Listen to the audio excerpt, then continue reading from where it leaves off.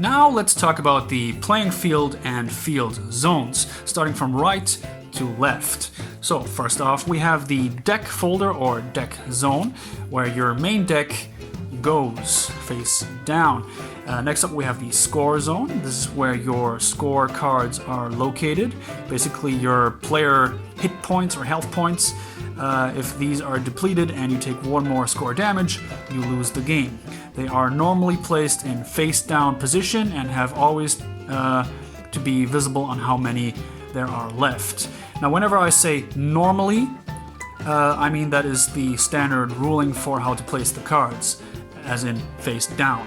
However, card effects might allow you to place the cards as face up as well. Next up we have the main playing area, the main zone, which is the entire center here, containing all the Waifur, cache, charge, and program zones. All of these are interconnected. However, they are also split into separate character zones or character areas, which all equally have the Waifur, cache, charge, and program zones. So we have 3 of these, each representing a character. Now, starting off with the Waifur zones, this is where the characters are located, the character cards.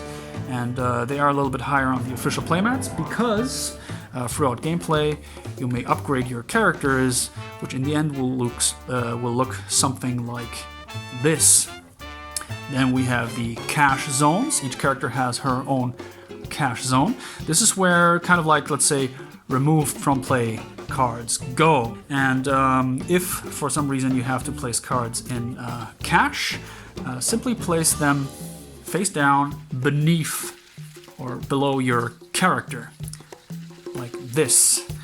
You may also place them a little to the side to make it visible that there are cards there, or even horizontally if you want to, as long as the cards are beneath your character. And like I said, each character has their own zone there, so they may have separate cards in cache of their own.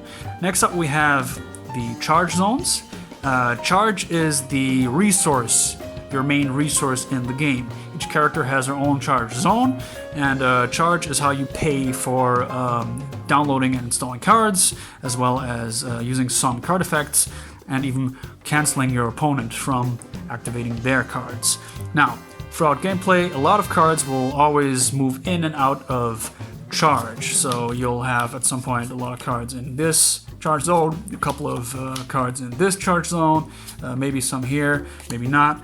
It will be always different.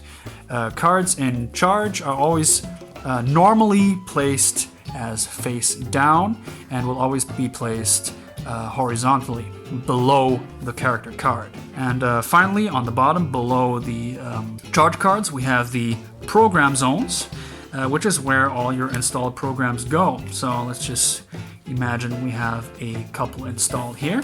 So, okay, Ram has this one, the sword, and we have these two here installed to Wicked. Now, you can place them kind of like you want to. You can do it like this, or like this, doesn't matter. As long as, again, it is clear on which character has which card. So, you're not allowed to do something like this. Again, right? And finally, we have the left side of the field, which is called, the entire area is called the cooldown zone, which is kind of sort of your discard pile or graveyard zone. And this is where all the cards go that are destroyed, deleted, how it's called in this game, or even discarded. And the cooldown zone is split into 4 segments, which is cooldown 4, 3, 2, and 1. And like I said, throughout play, you'll have some cards in here. And just make sure it's clear on which cooldown zone they are on. Now, cards that are deleted or discarded are normally sent to cooldown free. So if this program was deleted, it would go to cooldown free. If Lasagna here was paying a card from cache for some effect or something, it would go to cooldown free. Cards are always normally placed face down into cooldown. Cooldown 4, however, is not accessible unless through card effects, as, like I said, all cards that leave the field would normally go into cooldown free.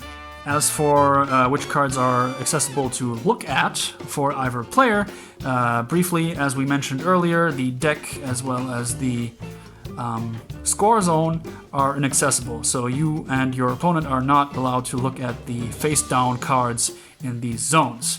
If a card effect tells you to look at them, of course, that is allowed. If a card effect tells you to search your deck for certain cards, you're allowed to do that.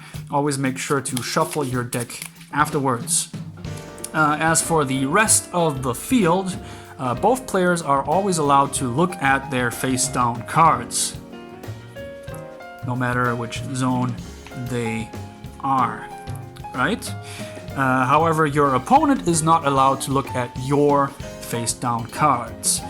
Your opponent may always, however, inquire information about your face-up cards. So if your opponent wants to know on what this card can do, since it is already face-up on your field, you are required to explain the card. One more thing you and your opponent are always allowed to ask and inquire on is on how many cards are in which zone.